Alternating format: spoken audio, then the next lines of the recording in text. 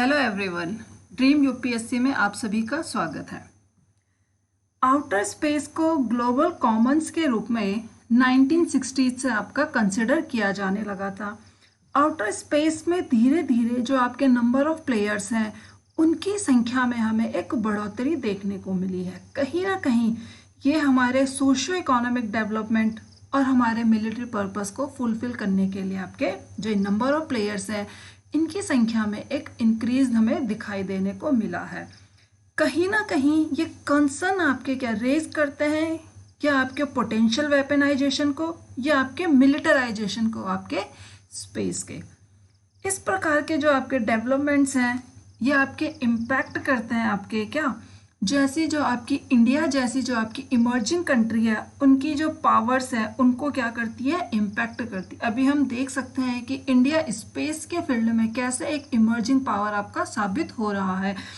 आप इंडिया के launch vehicle से लेकर के स्पेस एक्सप्लोरेशन से लेकर के सैटेलाइट्स लॉन्च से लेकर के आप देख सकते हैं कि किस प्रकार ये डेवलपमेंट्स इंडिया को इम्पैक्ट कर सकते हैं।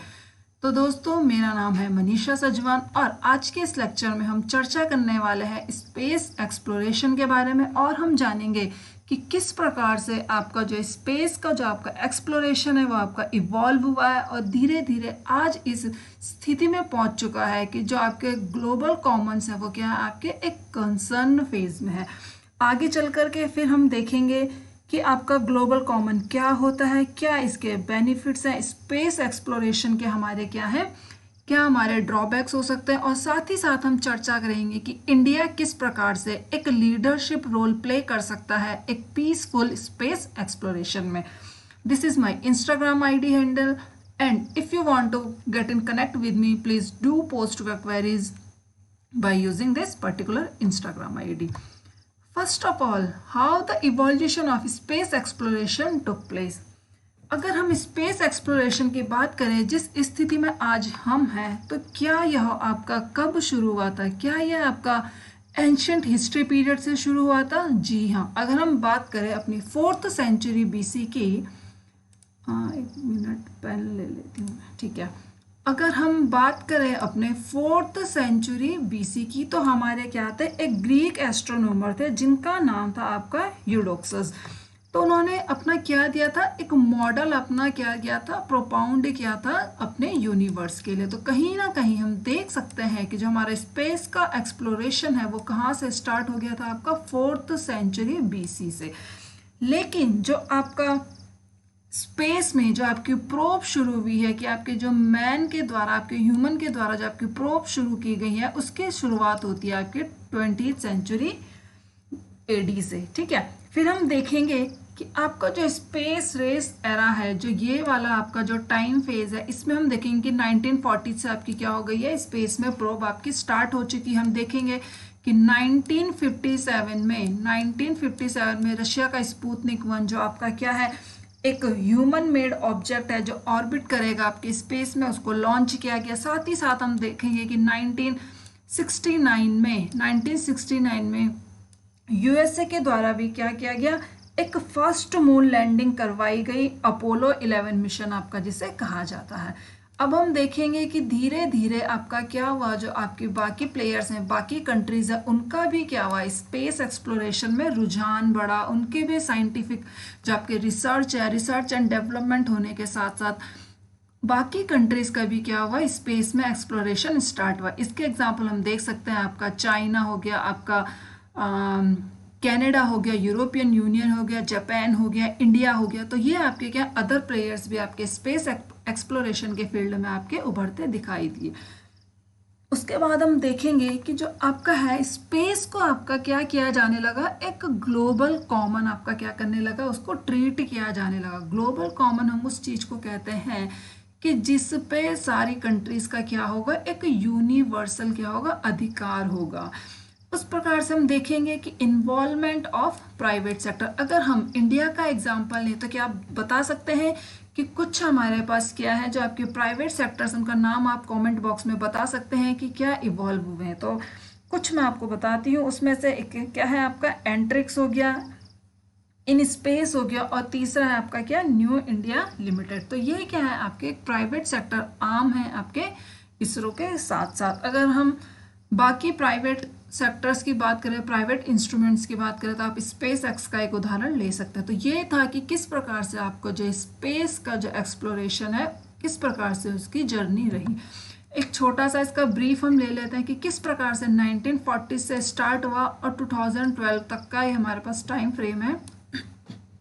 ठीक है, इसमें हमने 2012 तक का आपका क्या है इंक्लूड किया है।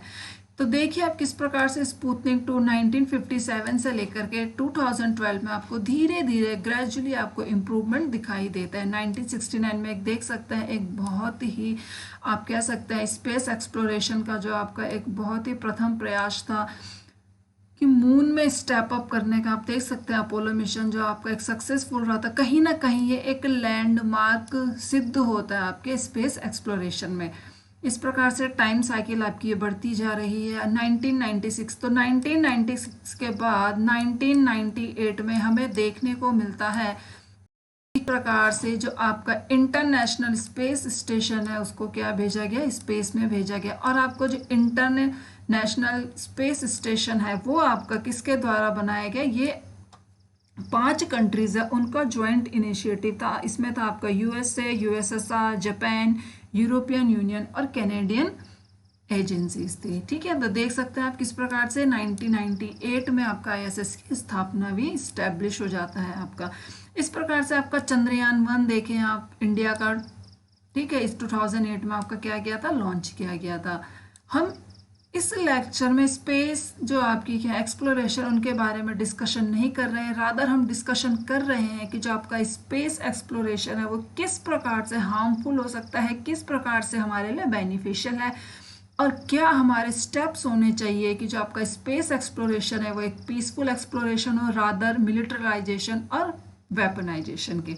नेक्स्ट हम चलते हैं कि why is outer space is considered as a global common। मैंने आपको बताया कि पहले ही 1960 से हम देखते आ रहे हैं कि ग्लोबल कॉमन इसको क्या किया गया था, माना गया था।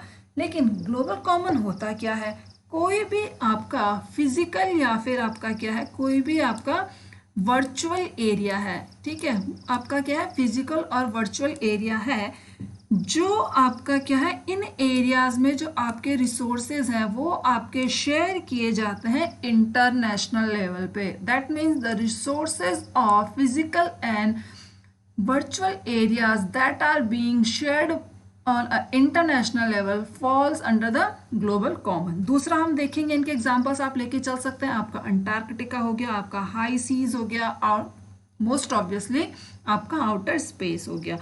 अब हम देखेंगे जो आपके ग्लोबल कॉमन्स है वो किसी भी नेशनल ज्यूरिडिक्शन के अंडर फॉल नहीं होते हैं, और ये रेगुलेटेड किए जाते हैं आपके किनके द्वारा, आपके जो इंटरनेशनल लॉज होते हैं। हम आगे देखेंगे अभी कुछ मिनट में कि आपके कौन से इंटरनेशनल लॉज हैं, कौन सी आपकी ट्रीटीज हैं, कमिटीज हैं, जो आपके स्पेस के, जो आपके ग्लोबल कॉमन को क्या करती हैं, उस पर आपके ग्लोबल कॉमन की जो भी आपके रूल्स हैं उनके रेगुलेशंस को देखती हैं, उनका क्या करती है, ओवरव्यू करती हैं। ठीक है, now what are the benefits of space exploration. अब देखते हैं हम स्पेस एक्सप्लोरेशन करने के हमारे पास क्या क्या हमारे पास लाभ हैं, क्या फायदे हैं। सबसे पहले हम देखेंगे रिसर्च एंड इनोवेशन।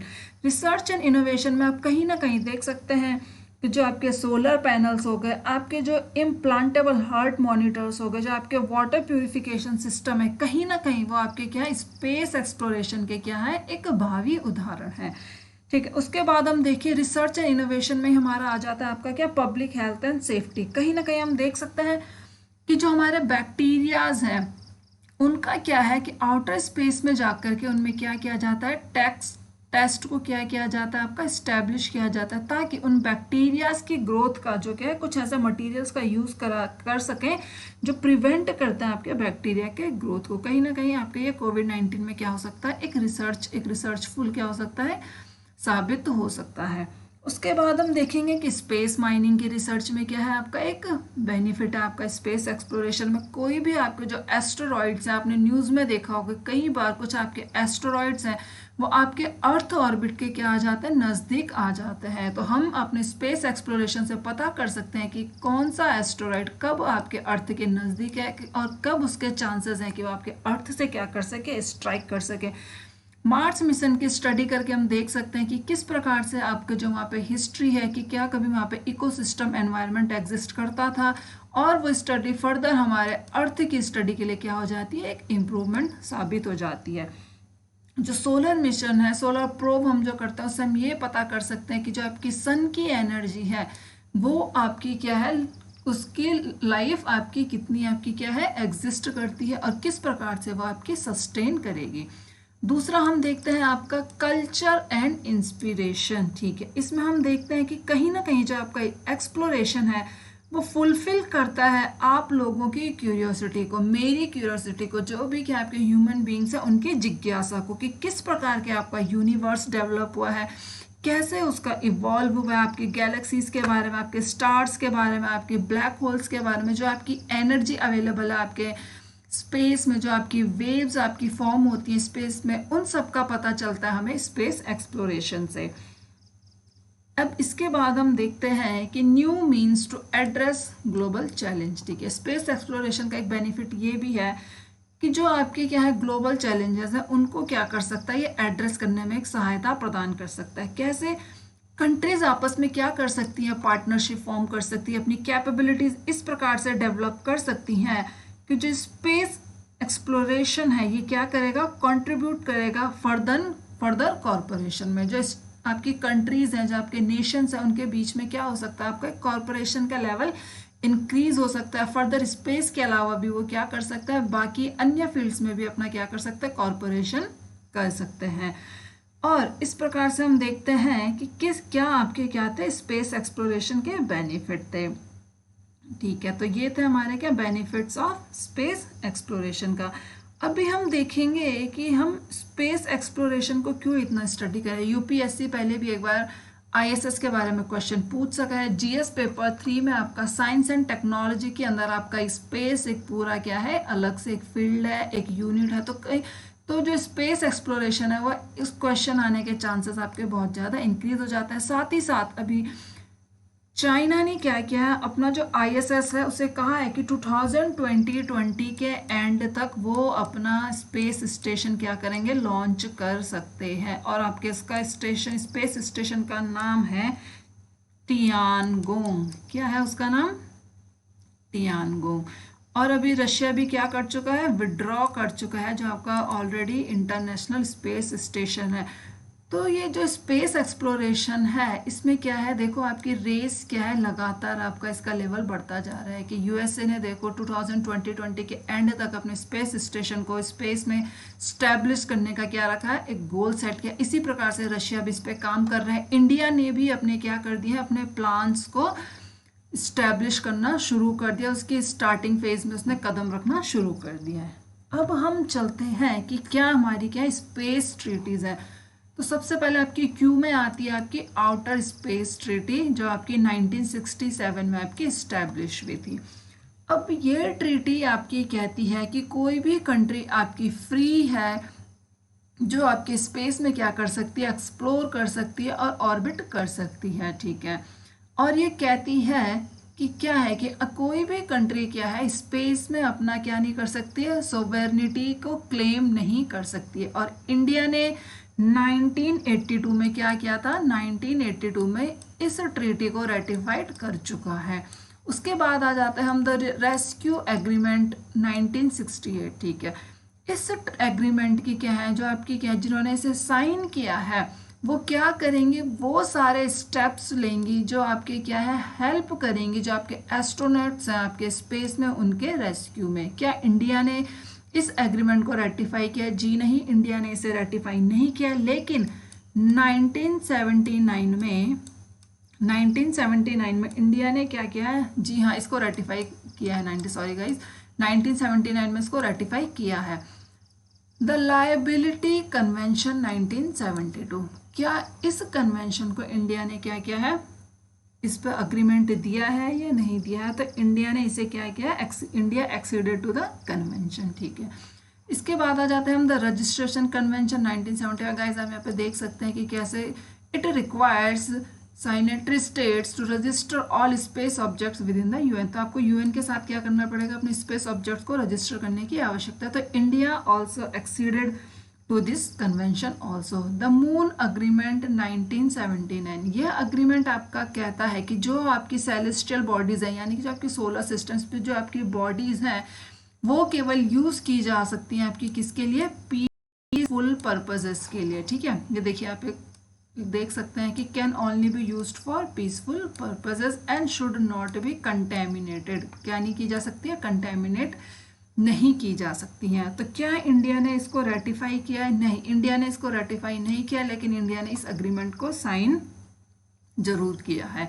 नेक्स्ट हम चलते हैं कि क्या चैलेंजेस है हमारे पास जो आपका जो स्पेस एक्सप्लोरेशन हो रहा है उससे, और जो आपका स्पेस है, सॉरी गाइस यहाँ पे स्पेस आएगा, और जो आपका स्पेस है उसके रेगुलेशन में हमें क्या आवश्यकता है, क्या हमारी नीड ऑफ द आवर है कि किस प्रकार से जो आपका स्पेस एक्सप्लोरेशन हो वो आपका क्या हो, पीसफुल हो और किसी के लिए हार्मफुल भी साबित ना हो।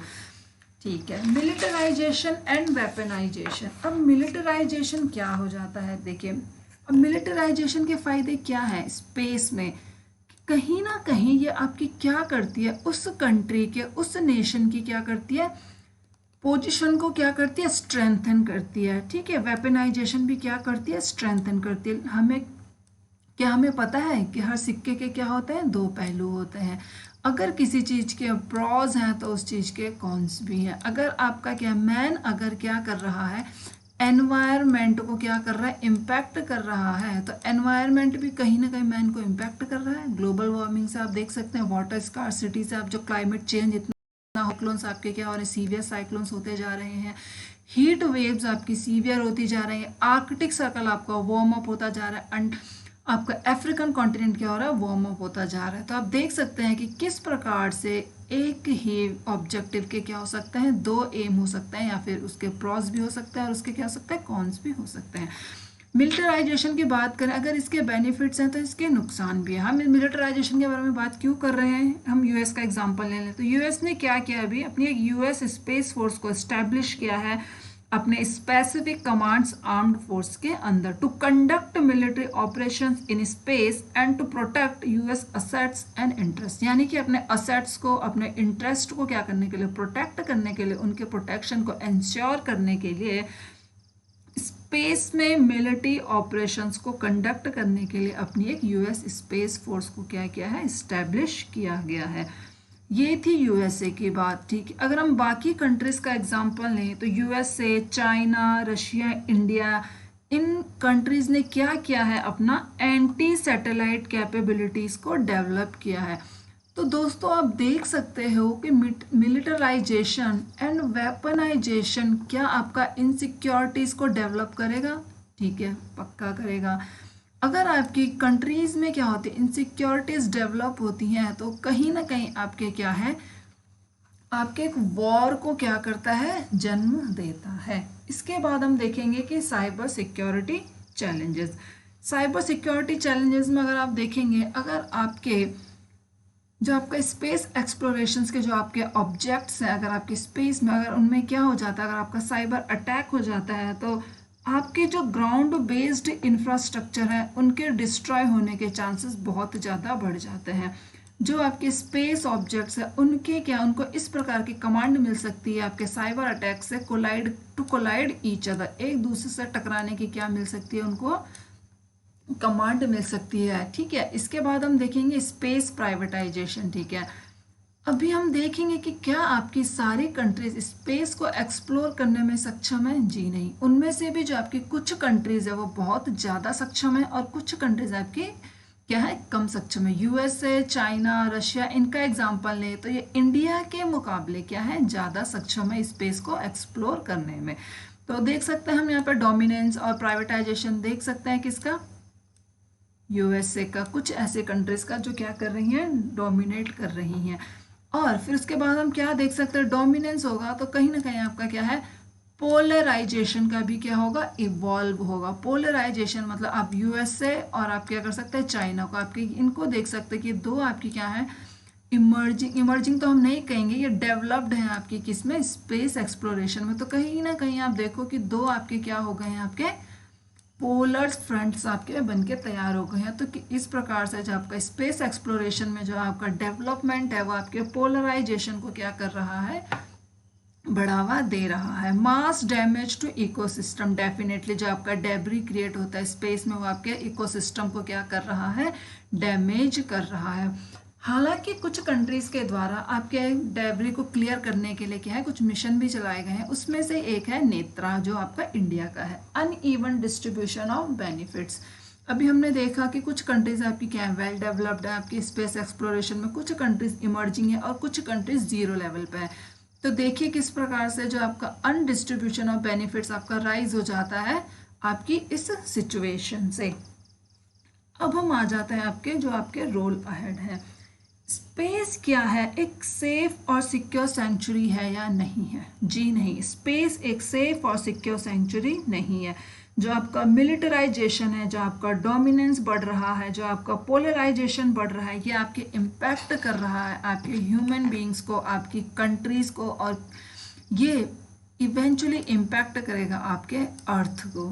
ठीक है, इसके बाद हम कहेंगे कि हम किस प्रकार से आपके रूल्स आपके बनने चाहिए, पॉलिसीज आपकी बननी चाहिए कि हमारा जो स्पेस एक्सप्लोरेशन है वो एक पीसफुल हो और सबके लिए बेनिफिशियल हो। सो हमें क्या ज़रूरत है, हमें न्यू नॉर्म्स और न्यू रूल्स को लाने की ज़रूरत है फॉर स्पेस एक्सप्लोरेशन को। हमने देखा आउटर स्पेस ट्रीटी में, उसमें क्या है, प्रोविजंस को लाने की आवश्यकता है। ठीक है, स्पेस 2030 एजेंडा, इसमें हमें कुछ ऐसे प्रोविज़न लाने की आवश्यकता है, कुछ ऐसे स्ट्रिक्ट रूल्स लाने की आवश्यकता है जो आपके डेब्री के लिए हो, जो आपके सैटेलाइट्स के लिए हो, जो आपके मैनेजमेंट ऑफ रेडियो स्पेक्ट्रम के लिए हो। ठीक है, leadership role must be played by India, ये बहुत इंपॉर्टेंट पॉइंट हो जाता है। देखिए इंडिया क्या कर सकता है, जो आपका संघाई कॉरपोरेशन है, ब्रिक्स है, सार्क है, G20 है, बिम्स्टेक है, इस टाइप के जो आपके ऑर्गेनाइजेशन है उसमें पीसफुल आउटर स्पेस के लिए क्या कर सकता है, उसमें चर्चा कर सकता है, उसमें एक लीडरशिप रोल प्ले करके एक कदम आगे रख सकता है आपके क्या, इस प्रकार के प्रोविजन लाने की बात कर सकता है जो आपके space exploration, peaceful space exploration के लिए क्या होंगे, आपके फायदेमंद होंगे। रिकॉग्नाइजिंग इंटेलेक्चुअल प्रॉपर्टीज, ठीक है, अब हमें क्या करनी है, ऐसी हमें क्या करनी है, इंटरनेशनल ऑर्गेनाइजेशंस को या कम्युनिटीज़ को बनाने की आवश्यकता है जो आपका रिकॉग्नाइज कर सके इंटेलेक्चुअल प्रॉपर्टीज़ को, और ये हमारी क्या है, अर्जेंट नीड है। तो मैं बोलूँगी कि ये अभी हमारा क्या सबसे इम्पॉर्टेंट हमारा क्या चर्चा का विषय है कि किस प्रकार से आपके इंटेलेक्चुअल प्रॉपर्टीज़ को क्या किया जाए, रिकॉग्नाइज किया जाए by using the international organisation. अब हम आ जाता है कंक्लूजन, क्या स्पेस एक्सप्लोरेशन एक थ्रेट है हमारे समाज के लिए, हमारी सोसाइटी के लिए, हमारे इकोसिस्टम के लिए और हमारे अर्थ के लिए? देखिए स्पेस एक्सप्लोरेशन एक थ्रेट तब हो सकती है हमारे इसेंशियल सर्विसेज के लिए, तब हम कहेंगे जब आपका डेब्री का लेवल, जब आपका एंटी सैटेलाइट्स का लेवल इतना आपका बढ़ जाए, आपका जो मिलिटराइजेशन है, आपका वेपनाइजेशन का लेवल इतना इंक्रीज हो जाए कि जिसे आप क्या ना कर सको, रोल बैक ना कर सको, आप उसको रिवर्स बैक ना कर सको। अब क्या देखो किस प्रकार से आपका थ्रेट है, आपका क्या है, इसेंशियल सर्विसेज के लिए जो आपका स्पेस है, जो आपका ऑर्बिट डेब्री है, जो आपका क्राउडिंग ऑफ क्रिटिकल ऑर्बिट्स है, क्राउडिंग ऑफ जो आपका रेडियो फ्रिक्वेंसी सिस्टम है, जो आपका लैक ऑफ कंसेंसस है, वो क्या है आपकी, इन सब पे हमें क्या करने की ज़रूरत है, फोकस करने की ज़रूरत है। इस पे हमें क्या चाहिए, एक रिस्पॉन्सिबल बिहेवियर चाहिए है। ठीक है, इसके बाद हम देखेंगे पॉलिसीज़ और जो हमारी प्रैक्टिसेस हैं जो स्पेस से रिलेटेड है, वो हमें क्या करने की ज़रूरत है, नेशंस के बीच में शेयर करने की हमें क्या है, ज़रूरत है। ठीक है, हमें क्या है, एक नीड है किसकी, स्पेस को एक ग्लोबल कॉमन के रूप में रिकॉग्नाइज करने की, लेकिन इस बार वो ग्लोबल कॉमन होगा क्या, पीसफुल स्पेस एक्सप्लोरेशन के लिए। कुछ ऐसी ट्रीटी साइन करनी चाहिए, कुछ ऐसी पॉलिसीज बिल्ड करनी चाहिए कि जो आपका एक्सप्लोरेशन है वो केवल आपके क्या होगा, पीसफुल स्पेस एक्सप्लोरेशन से रिलेटेड होगा। Role of India,